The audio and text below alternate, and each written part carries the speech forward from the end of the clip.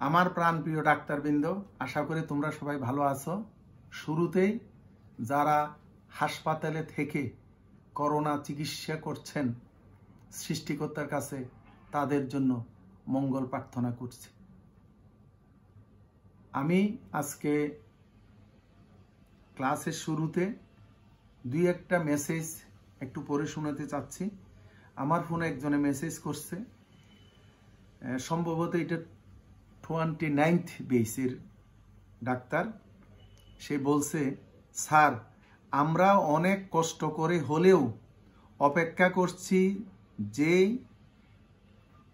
কবে ক্লাস শুরু হবে।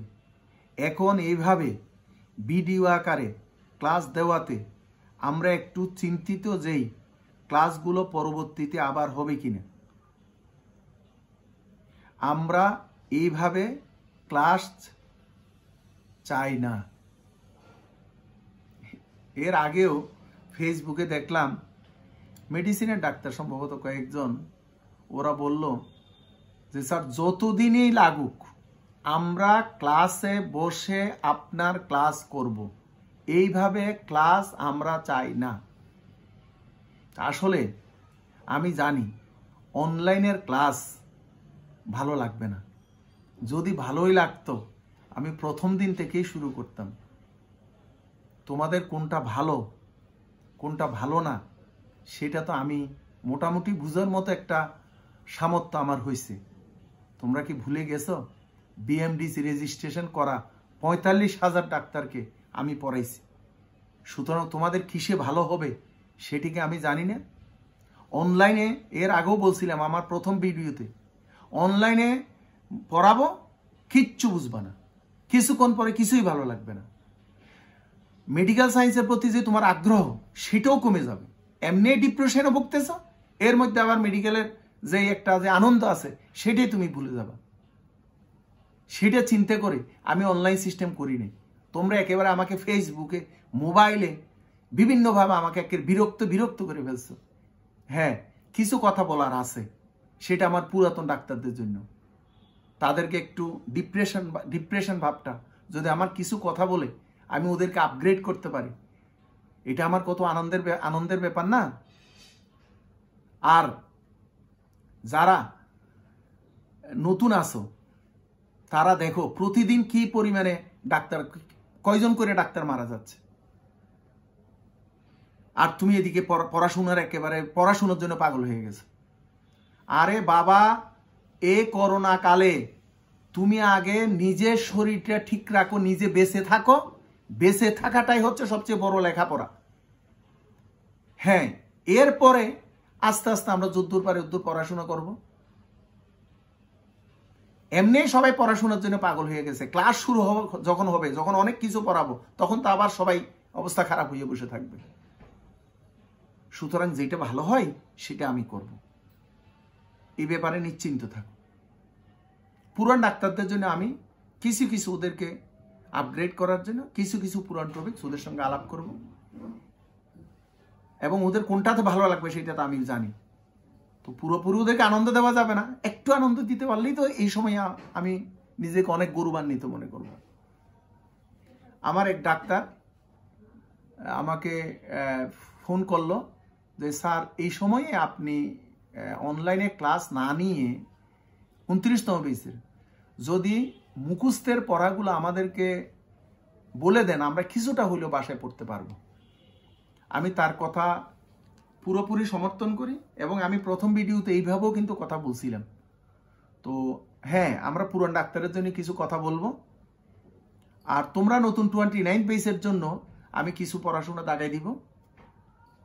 আর আমি একটা জিনিস চিন্তা করছি, সেটা হচ্ছে কি, তোমাদের 12 নম্বর বই, 9 নম্বর বই, অনেক বইগুলো আমি দাগাই দিই। তো এখন চিন্তা করলাম এই পড়াগুলো যদি আমি একটা ভিডিও আকারে দিতে পারি, স্পেশাল ক্লাস আর কি, যেটা ক্লাসে পড়ানো সম্ভব হয় না, কারণ এখানে সময় তো কম। আমাদের 5.5 মাস, 5.5 মাসে 6 মাসের ক্লাস, 5 মাস থেকে 5.5 মাসের মধ্যে আমাদের শেষ হয়ে যায়। এর মধ্যে অনেকগুলো পড়া বাকি থাকে যেগুলো আসলে আমাদের পড়ানোর সময় আমরা পাই না। সুতরাং আমি এখন চিন্তা করলাম সেগুলো আমি অল্প অল্প করে তোমাদের ভিডিও করে আমি ইউটিউবে দিয়ে দিব। যেমন ধরো মনে করো তোমাদের যারা সার্জারি ডিপার্টমেন্টে আছো সার্জারি দিবে, সার্জারি রিলেটেড যতগুলো সাবজেক্ট আছে দিবে, তাদের বেলিয়ান লাভ, সিস্টেমিক প্যাথোলজি, এটা যদি আমি 2-1টা করে ডিজিজ সুন্দর করে করে আস্তে আস্তে বলে দিই, এবং কয়েকটা যেমন surgery special class 1, surgery special class 2, surgery special class 3, এইভাবে যদি আমি মোটামুটি কয়েকটা সাজাই, তাহলে সার্জারিদের পুরোপুরি ওই ক্লাসগুলো, বেশ করে এগুলো এফসিবিএসে বেশি আসে, রেসিডেন্সি তো আসে, এই ক্লাসগুলো তোমার এর মধ্যে হইয়া যাবে। গাইনি তো অনেক দিন থেকে একটা কথা বলতে, স্যার 12 নম্বর বইটা আমাদেরকে একটু বুঝিয়ে দেন। এখন আমি চিন্তা করতেছি তোমাদের 12 নম্বর বই, যেমন special gynae special 1, gynae special 2, gynae special 3, এইভাবে আমি ভিডিও করে আমি ইউটিউবে লোড করে দিব। ইউটিউবে যখন আমি দিয়ে দিব, তুমি এটা বসে বসে দেখলা। আর মূল পড়াটা যেটা, সেটা তো এমনি ক্লাসে আসা ছাড়া সম্ভব কোনো অবস্থাতেই হবে না। আমরা আইএনটি তো এটা করার চেষ্টা করব, অন্য সাবজেক্টগুলোতে এটা চেষ্টা করাবো। মেডিসিনের ক্লাস অবশ্যই আমরা বেশিরভাগ ক্লাসেই করি, তবু কিছু জিনিস যেগুলো আমি একেবারে পড়াইতে পারি না, সেগুলো এইভাবে আমি করার চেষ্টা করব। তবে এগুলো করতে আমার একটু সময় লাগবে। আবার তোমরা বলে ফেলেও না যে স্যার আপনি এটা দেওয়ার কথা এখনো দিচ্ছেন না কেন, এখনো দিচ্ছেন না কেন, সময় হইলে বাবা আমি দিব। তোমার চেয়ে আমি তোমার জন্য আরো বেশি চিন্তা আমার, কেমনি তুমি পাস করবা, কেমনি তুমি লাইনে আসবা। আর যারা এই ভিডিওগুলো যদি আমি দেই, আমি চিন্তা করলাম আমার পুরান ডাক্তার যারা অনেক আগে পড়ে গেছে, তারা আবার একটা ট্র্যাকে ফিরে আসবে। পুরান ডাক্তারদের জন্য বলবো, আমার এই কথাগুলো এই যে একবার শুরু করছে, এটা যখন করোনা চলে যাবে তখন এটা কন্টিনিউশন হইতে থাকবে তোমাদের জন্য। তোমরা এগুলো দেখবা এবং বছরে 4 বার করে পরীক্ষা দিবা, এফসিবিএস দিবা, পরবর্তীতে রেসিডেন্সি দেওয়ার জন্য, রেসিডেন্সি প্রিপারেশন নিবা, পরবর্তীতে ডিপ্লোমা দেওয়ার জন্য, ডিপ্লোমার প্রিপারেশন নিবা, পরবর্তীতে এফসিবিএস দেওয়ার জন্য। এইভাবে চলতে থাকবে। যেদিন পাস হয় সেটাকে আমরা মেনে নিব। পরিপক্কতা হওয়ার আগেই পাস করার জন্য চিন্তা করা, এটা একটা অসুন্দর কথা। পরিপক্ক হইলেই নির্দিষ্ট সময়ে তুমি এমনিই পাস করবে, কিন্তু পড়া থামানো যাবে না। প্রতি বছর 4টা করে পরীক্ষা তোমার দিতেই হবে। আর আমি যতটুকু সম্ভব, আমার পুরান ডাক্তারকে বলছি, আমার যতটুকু সম্ভব আমি তোমাকে ইউটিউবে হেল্প করার চেষ্টা করবো। আসলে এই প্রক্রিয়াটা আমার আগে জানা ছিল না, এটা যেহেতু একবার জানতে পারছি, আমার ক্লাস 5.5 মাসের ক্লাসটা আমি সুন্দরভাবে ক্লাস করাবো। তোমরা জানো এটা স্টুডেন্ট সামনে না থাকলে, এবং অনেক গোপনীয় কথা আছে যেগুলো ইউটিউবে বলা যাবে না, অনেক শিক্ষণীয় ব্যাপার আছে যেগুলো ইউটিউবে বলা যাবে না, সেগুলো তো ক্লাসে হবেই নতুন ডাক্তারদের জন্য। আর পুরান ডাক্তারদের জন্য আমি এইভাবে চেষ্টা করব। আশা করি তোমরা সুফল পাবা, এবং পুরান ডাক্তার তোমরা অনেক ভালো থেকো। আজকে আমরা রিপ্রোডাক্টিভ ফিজিওলজি 4, যেখানে physiology of the mammary gland and lactation, যেটা আমি তোমাকে আজকে কিছু বলবো, তোমার সঙ্গে কিছু আমার কথা শেয়ার করব। এইটা পড়তে গেলে আমাদের বুক নাম্বার 7 সব সাবজেক্টের জন্য পেজ নাম্বার 49, আর মেডিসিনে হচ্ছে পেজ নাম্বার 63। এখন আমরা physiology of the mammary gland and lactation পড়তে গেলে আমাদের স্ট্রাকচার অফ দ্য ব্রেস্ট লাগবে। তো যে কোনো একটা স্ট্রাকচার যদি আমরা পড়ি, structure of the pancreas, structure of the liver, structure of the others, যে কোনো কিছু যদি বলি তাহলে বলতে হবে প্যারেনকাইমা, স্টোমা।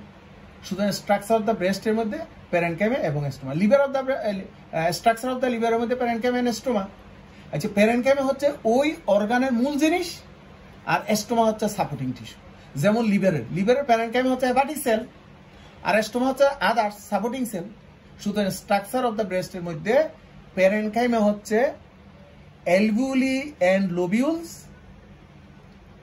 আর স্টোমা হচ্ছে duct system, fibrous tissue and fatty tissue. এখন আমি ছবিতে একটু করে নিয়ে যাচ্ছি। এই যে ব্রেস্টের মধ্যে এই যে ভিতরে ছোট ছোট যেই ইয়াগুলো দেখা যাচ্ছে, গোল্লাগুলো, সেগুলো হচ্ছে অ্যালভিউলি, আর প্রতিটা অ্যালভিউলি থেকে একটা করে ডাকটিউল বের হয়েছে। সব অ্যালভিউলিগুলো একসঙ্গে হইয়া লোবিউল হয়েছে, আর সব ডাকটিউলগুলো একসঙ্গে হইয়া ল্যাকটিফেরাস ডাক্ট হয়েছে। এইটা নিপেলে ওপেন করছে। নিপেলে ওপেন করার আগে ল্যাকটিফেরাস সাইনাস হয়েছে। এই যে দেখো আমরা আরেকটা বললে আরো ক্লিয়ার হয়ে যাবে, এই যে অ্যালভিউলি, এই যে ছোট ছোট অনেকগুলো অ্যালভিউলি একসঙ্গে হইয়া লোবিউল হয়েছে, এবং প্রতিটা অ্যালভিউলিতে ডাকটিউল আছে, সব ডাকটিউল একসঙ্গে হয়ে লেকটিভারাস ডাক্ট হয়েছে। সেইটা নিপেলে ওপেন করার আগে লেকটিভারাস সাইনাস আছে। মনে রাখতে হবে এই লেকটিভারাস সাইনাসে ল্যাকটেটিং মাদার মিল্ক এখানে জমা থাকে। এটা হচ্ছে, তারপর এখানে ফ্যাট, এটা ফাইব্রাস টিস্যু, এটা ডাক্ট সিস্টেম। সুতরাং এই ব্রেস্টের প্যারেনকাইমা হচ্ছে এই যে অ্যালভিউলি, আর বাকি সবগুলো হচ্ছে স্টোমা। তো এখন এই যে প্যারেনকাইমা এবং স্টোমা, এগুলো ডেভেলপমেন্ট, যে সেকেন্ডারি সেক্সুয়াল ডেভেলপমেন্টের মধ্যে ফিমেলে এটা হয়, এটা দেখো এই যে প্যারেনকাইমার প্রথম আমি পি একটা নিচে দাগ দিছি। আচ্ছা দেখো কেন দাগ দিছি, দেখো প্যারেনকাইমা হচ্ছে অ্যালভিউলি এবং ডাক্ট, এই যে অ্যালভিউলি এবং লোবিউল, অ্যালভিউলি এবং লোবিউল, এইটা ডেভেলপ করে প্রজেস্টরনে, প্রজেস্টরনের প্রথম অক্ষর পি, এই জন্য ওই যে প্যারেনকাইমা প্রজেস্টরন।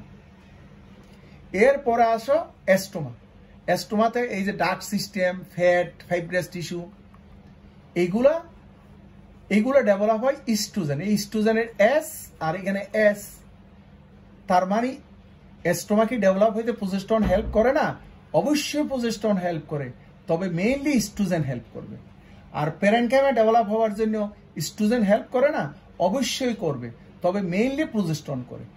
এই যে প্যারেনকাইমা এবং এস্টোমা ডেভেলপ হয়েছে, অর্থাৎ ব্রেস্ট ডেভেলপ হয়েছে, সেকেন্ডারি সেক্সুয়াল ক্যারেক্টারিস্টিক মেয়েদের ব্রেস্ট ডেভেলপ হয়েছে এবং মেনটেন হচ্ছে, এই যে ডেভেলপমেন্ট হচ্ছে ব্রেস্ট, এটাকে বলা হয় মেমোজেনেসিস। সুতরাং এই মেমোজেনেসিস কে করে? প্রজেস্টরন। মেমোজেনেসিস কে করে? ইস্ট্রোজেন। প্রজেস্টরন কি করে? প্যারেনকাইমা ডেভেলপমেন্ট করে, কি? অ্যালভিউলি এবং লোবিউল। মেমোজেনেসিসের মধ্যে এস্ট্রোজেন কি করে? এস্টোমা ডেভেলপ করে, কি? ডাক্ট সিস্টেম, ফাইব্রাস টিস্যু এবং ফ্যাট।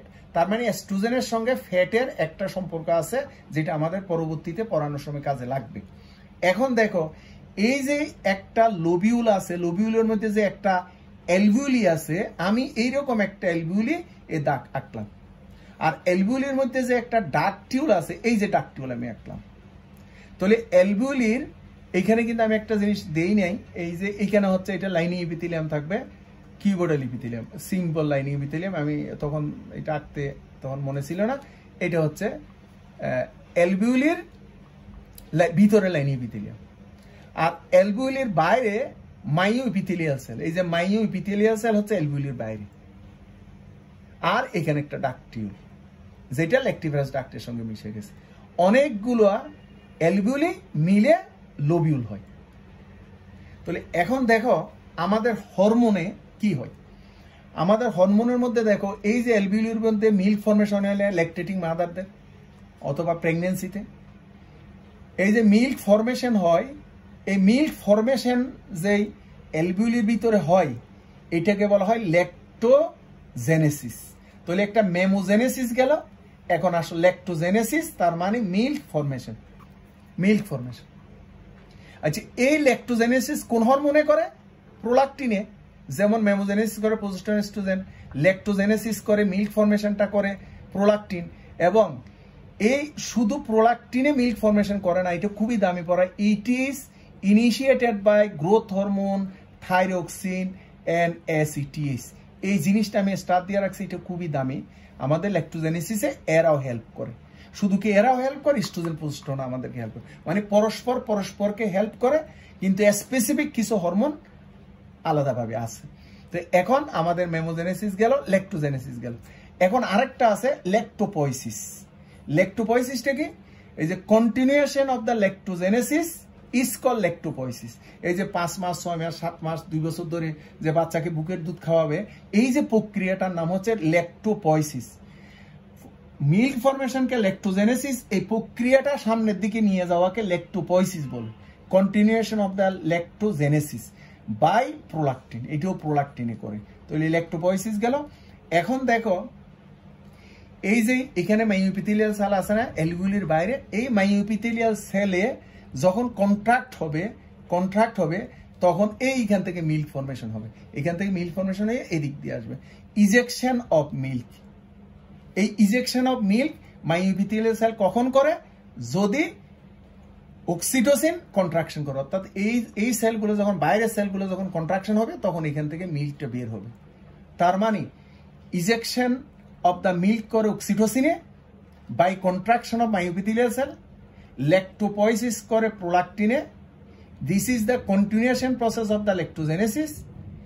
আর ল্যাক্টোজেনেসিস করে প্রোলাক্টিনে, এটাকে আবার ইনিশিয়েটেড করে গ্রোথ হরমোন থাইরক্সিন অ্যাসিটিএস, এবং এই ল্যাক্টোজেনেসিসে মিল্ক ফরমেশন হয় এবং মেমোজেনেসিস ব্রেস্ট ডেভেলপমেন্ট হয় বাই প্রোজেস্টেরন, প্যারেনকাইমা ডেভেলপ হয় বাই এস্ট্রোজেন, স্টোমা ডেভেলপ হয়। সুতরাং এখানে যে আমরা ল্যাকটেশন পড়লাম, এই ল্যাকটেশনটা এতক্ষণ আসলে বললাম, এটা তাইলে সংক্ষেপে এইভাবে বলা যায়, lactation the process of formation and secretion of milk of breast, the process of formation and secretion of milk of breast. এই ফেজ অফ ল্যাকটেশনের মধ্যে মেমোজেনেসিস, এই যে mammogenesis by progesterone oestrogen, lactogenesis, এই যে ল্যাক্টোজেনেসিস বাই এটা milk formation by prolactin, lactopoiesis, এই যে maintenance of lactogenesis by prolactin, ejection of milk by oxytocin, contraction to the myoepithelial cell. সুতরাং এই হচ্ছে hormonal action on female breast lactating উইমেনের। এবং যখন ফিমেল জেনিটাল ব্রেস্ট ডেভেলপমেন্ট হয় তখন এইটাকে যেটাকে মেমোজেনেসিস বলে, এরা হেল্প করে। এখন এই জিনিসগুলো প্রোজেস্টেরন এস্ট্রোজেন কিভাবে হয় সেগুলো তো আমাদের এমব্রায়োলজি জেনেটিক্স আমরা পড়াবো। এখন এখানে আরেকটা কাজ করে গ্রোথ হরমোন, একটা কাজ আছে এই যে ব্রেস্ট ডেভেলপমেন্টের ব্যাপারে, ল্যাকটেশনের ব্যাপারে। কি কাজ? Growth hormone overall development of the breast, overall development of the breast growth হরমোনে করে। ইনসুলিনে কি করে? নেসেসারি ফর ল্যাকটেশন, ল্যাকটেশনে কে হেল্প করে ইনসুলিন। এক কথায় বলতে গেলে কি, growth hormone, insulin, thyroxine, ACTH, prolactin, oestrogen, progesterone, oxytocin, সবগুলো সবাইকে হেল্প করে। আবার প্রতিটার জন্য আলাদা আলাদা হরমোন আছে। এখন আমরা আরেকটা জায়গায় চলে যাই, পেজটা চেঞ্জ করি। আমরা যে ফিমেল ব্রেস্ট সম্বন্ধে পড়তেছি, দেখো এই ফিমেল ডিউরিং প্রেগনেন্সিতে কি হয়। ডিউরিং প্রেগনেন্সিতে ফার্স্ট হাফ অফ প্রেগনেন্সি, প্রথম অর্ধেক সময়ে কি হয়? Further development of duct system, ওই যে আগের ইয়াতে একটু আগে বললাম, further development of duct system and many new alveoli, no milk is secreted. এটা অনেকবার পরীক্ষাতে আসছিল। অনেকে মনে করে পেটে বাচ্চা আসলে ব্রেস্ট যখন ডেভেলপ হয় মনে হচ্ছে ওইখানে মিল্ক জমতেছে, আসলে না, no milk is secreted. Breast বড় হওয়ার পিছনে প্রধান কারণ হচ্ছে further development of the duct system and many new alveoli. এরপরে সেকেন্ড হাফ অফ দ্য প্রেগনেন্সিতে কি হয়? Numerous growth of glandular tissue. এই গ্ল্যান্ডিউলার টিস্যুগুলো, যে অ্যাসাইনি, তারপর এলভিউলি, এগুলো বেশি বেশি পরিমাণে গ্রোথ হয়। এটা সেকেন্ড হাফ অফ প্রেগনেন্সিতে। কিন্তু ইন্টারেস্টিং ঘটনা হচ্ছে, production of milk just before the end of gestational period. Gestation পিরিয়ডের জাস্ট একটু আগের থেকে মিল্ক প্রোডাকশন শুরু হয়। প্রেগনেন্সির সময় হয় না, ফার্স্ট হাফও হয় না, সেকেন্ড হাফও হয় না, জাস্ট জেস্টেশন যখন শেষ হয়ে যাবে জাস্ট এর আগের থেকে মিল্ক ফরমেশন হয়। এটা প্রায় অনেকবার পরীক্ষাতে আসছিল এবং আমাদের এটার ব্যাপারে ভুল ধারণা আছে। আশা করি এটা তোমরা ঠিক করে নিবে। এরপরে এই যে বাচ্চাকে কুলে নিয়ে বুকের দুধ খাওয়াই, সঙ্গে সঙ্গে কিন্তু বুকের দুধ আসে না, কিছুক্ষণ পরে কিন্তু আসা শুরু হয়। এবং এই প্রক্রিয়াটা কি, এটা আমাদের জন্য খুবই দরকার। যেটা মিল্ক ইজেকশন রিফ্লেক্স, যেটা আমি তোমাকে এন্ডোক্রাইনের মধ্যে অক্সিটোসিন রেগুলেশনে এই বলছিলাম অথবা বলবো যে মিল্ক ইজেকশন রিফ্লেক্সে আমরা অক্সিটোসিনের রেগুলেশনটা পড়াবো। এখানে আসলে মিল্ক ইজেকশন রিফ্লেক্স অক্সিটোসিনে করে। এখন কিভাবে করে দেখো, অর্থাৎ বাচ্চাকে কুলে নিল তার মা এবং বাচ্চা নিপেল সাক করতেছে, তাইলে তার কি হবে দেখো। Plenty of touch receptor around the nipple, নিপেলের চতুর্পাশে অনেকগুলো টাচ রিসেপ্টর আছে। ইনফ্যান্ট সাক করলো, সাকেলস করলো, টাচ রিসেপ্টর আর স্টিমুলেটেড, তাহলে নিপেলের চতুর্পাশে যে টাচ রিসেপ্টর আছে সেই স্টিমুলেটেড হবে। সেখান থেকে এফারেন্ট নার্ভ ফাইবারের মাধ্যমে স্পাইনাল কর্ডে যাবে, ব্রেস্ট থেকে পাশে স্পাইনাল কর্ডে যাবে এফারেন্ট নার্ভের মাধ্যমে। তারপরে এই স্পাইনাল কর্ড থেকে paraventricular, mainly paraventricular and supraoptic nucleus of হাইপোথ্যালামাসে যাবে ওই ইয়াটা রেসপন্সটা স্টিমুলেশনটা প্যারাভেন্ট্রিকুলার এন্ড সুপ্রাঅপটিক নিউক্লিয়াসে যাবে, কিন্তু এখানে যাবে মেইনলি প্যারাভেন্ট্রিকুলার, পার্টলি সুপ্রাঅপটিক নিউক্লিয়াসে যাবে। এখন hypothalamus send impulse to the posterior pituitary through the hypothalamo-hypophyseal tract। আমি আরেকটু আবার বলতেছি, যখন স্টিমুলেশন গুলো এফারেন্ট ফাইবারের মাধ্যমে স্পাইনাল কর্ডে যাবে, সেখান থেকে প্যারাভেন্ট্রিকুলার এন্ড সুপ্রাঅপটিক নিউক্লিয়াসের মাধ্যমে হাইপোথ্যালামাসে যাবে। খুব খেয়াল করো, মন অন্যদিকে দিও না। হাইপোথ্যালামাস কোন জায়গায় আছে চিন্তা করো, আর সুপ্রাঅপটিক প্যারাভেন্ট্রিকুলার নিউক্লিয়াস ব্রেইনে আছে সেটা চিন্তা করো, স্পাইনাল কর্ডটা চিন্তা করো, তাইলে দেখবো মনে থাকবে। আমি কথা বলবা তুমি অন্যদিকে চিন্তা করবা, এটা তো হয় না। দেখো এখন হাইপোথ্যালামাস ব্রেইনের মধ্যে থাকে, hypothalamus send impulse to the posterior pituitary through hypothalamo hypophyseal tract. এই যে পোস্টেরিয়র পিটুইটারি গেল, সেখান থেকে অক্সিটোসিন ইজ রিলিজড, এবং সেই অক্সিটোসিনটা ব্লাডে আসবে, ব্লাড থেকে মেমারি গ্ল্যান্ডে আসবে, মেমারি গ্ল্যান্ডে এসে মায়োপিথিয়াল সেলকে কন্ট্রাক্ট করবে, মিল্ক ইজেকশন হবে, এবং এই যে মিল্ক ইজেকশন হবে, সুতরাং বাচ্চাকে কুলে নেওয়ার সঙ্গে সঙ্গে যে মার বুকে, বাচ্চার বুকে দুধ চলে আসবে তা না, কিন্তু সাক করতে হবে কিছুক্ষণ, কারণ এই প্রক্রিয়াটা চলতে থাকবে। এই প্রক্রিয়াটাকে বলে নিউরো এন্ডোক্রাইন রিফ্লেক্স। প্রথমে নার্ভাস সিস্টেম, পরে এন্ডোক্রাইন, এই যে অক্সিটোসিন এন্ডোক্রাইন, নার্ভাস সিস্টেম, এই যে এফারেন্ট নার্ভ ফাইবার, এই যে রিফ্লেক্সটা গেলে স্টিমুলেশন, সুতরাং নিউরো এন্ডোক্রাইন রিফ্লেক্স বলে এটাকে। সুতরাং মিল্ক ইজেকশন রিফ্লেক্স। সুতরাং বাচ্চাকে অনেকক্ষণ কুলে নিয়ে যখন বাচ্চাকে একটু আদর করা হয় এবং একটু সাক করা হয়, তখন ওই বাচ্চা বুকের দুধ সবচেয়ে বেশি পায়। এরপরে একটা দামি কথা আমাদেরকে জানতে হবে, সেটা হচ্ছে size of the breast depend on fat. Size of the breast depend on fat.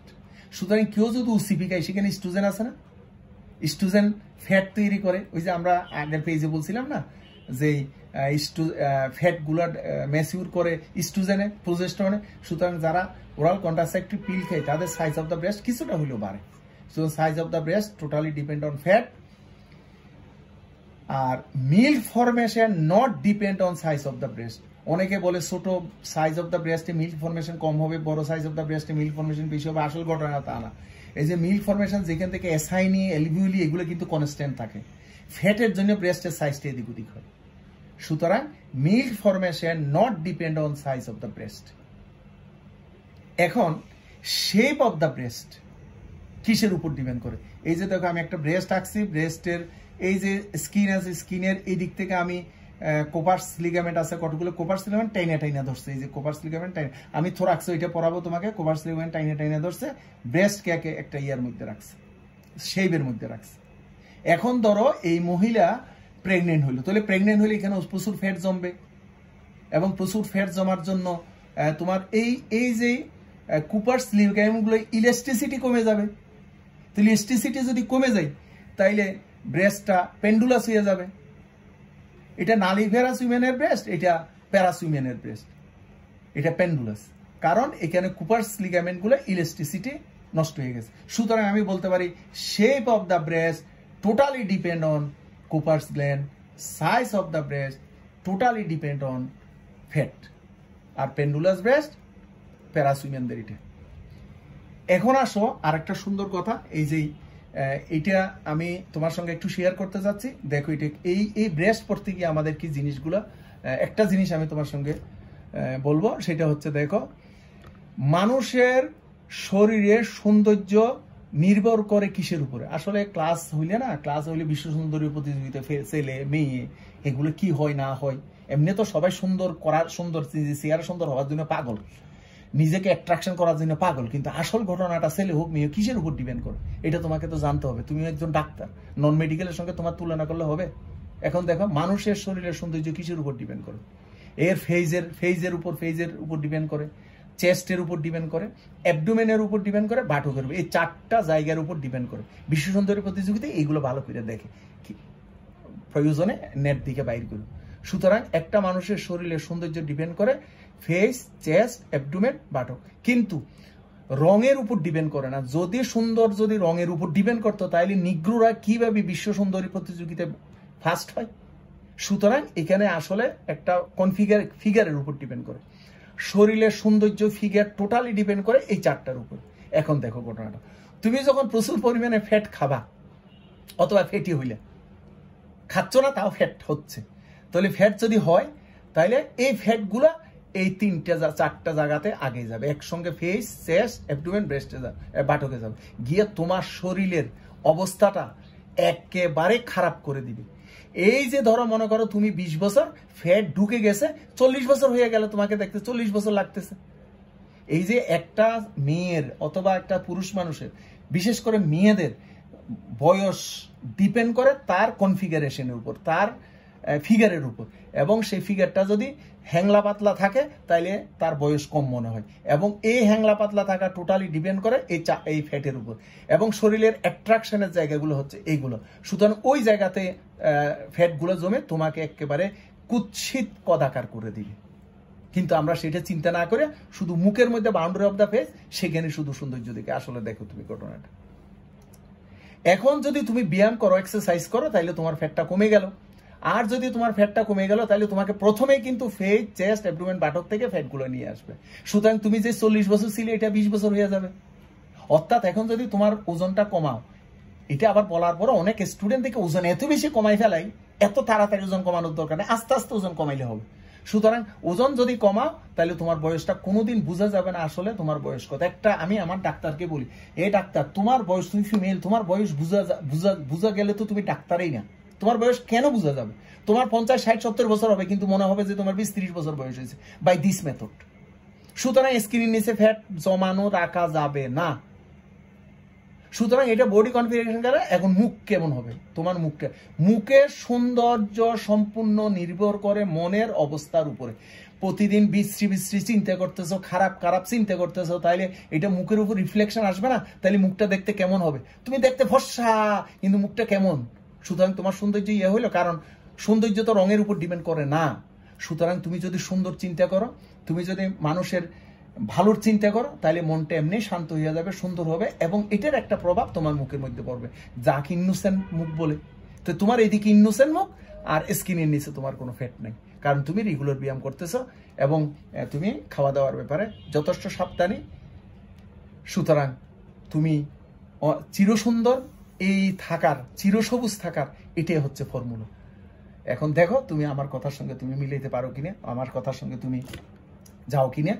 সুতরাং আমি আশা করব প্রতিজন ডাক্তার তোমরা অনেক সুন্দর থাকো। আরো বেশি আশা করব তোমাদের বাচ্চা কাচ্চাগুলো যাতে সুন্দর থাকে এবং স্লিম থাকে। এখন আমি তোমাদেরকে এটা একটু খাতার সঙ্গে মিলাই দিচ্ছি, তোমরা একটু দেখো। তবে ক্লাস হলে ভালো লাগতো, অনেক আনন্দ করতে পারতাম, অনেক আরো সুন্দর সুন্দর কথা বলতে পারতাম, আরো অনেক জ্ঞান অর্জন করতে পারবো। যাক, ওগুলো আফসোস করে লাভ নেই, করোনা কাল। সুতরাং আমরা এখন দাগানোর দিকে যাই। তাহলে আমি যেমনটি পড়াইছিলাম তোমাকে, মেমারি গ্ল্যান্ড অ্যান্ড ল্যাকটেশন, তুমি মেডিসিনে 63 পেজ গুলো, মেডিসিন ছাড়া বাকিরা 49 পেজ গুলো। এখানে ডেভেলপমেন্ট অফ দ্য মেমারি গ্ল্যান্ডের মধ্যে এগুলো লাগবে না। এট পিউবার্টি আছে না, এটা পেডিয়াট্রিক্সে লাগবে। আর ডিউরিং প্রেগনেন্সি ইনফ্যান্টিয়াসটা তো গাইনিতে, বাকির এগুলো পড়ার দরকার নেই। আর স্টুডেন্ট পোস্টন এখান থেকে পড়বে না, কারণ এখানে একটু ঝামেলা আছে। প্রোলাকটিনটা পড়বা সবাই, স্টার্ট দ্য প্রোলাকটিন, বাস। এখানে আর তেমন কিছু লাগবে না এই পেজে। এর পরের পেজে আসো তো একটু। পরের পেজের মধ্যে মিল্ক ইজেকশন আছে না, এই মিল্ক ইজেকশনের মধ্যে মিল্ক ইজেকশন রিফ্লেক্স, যেটা আমি তোমাকে পড়েছি, দেখবা পুরো হুবহু মিলিয়ে যাবে। ওইটা পড়ার পরে এটা পড়বা, এটা শোনার পরে এটা দেখবা ইজিলি তুমি পারবা।